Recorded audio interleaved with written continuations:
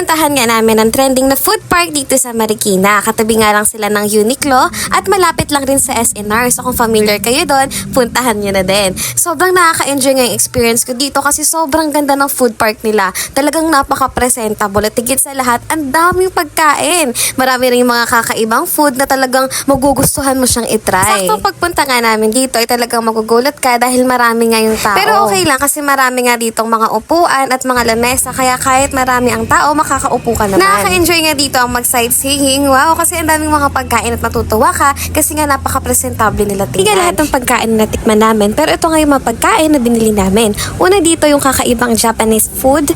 Ayan. And yung enotoki fries. Alam mo, sa lahat ng mga nakita ko dito, ito yung pinaka-unique. For me, ito yung highlights sa pagpunta namin.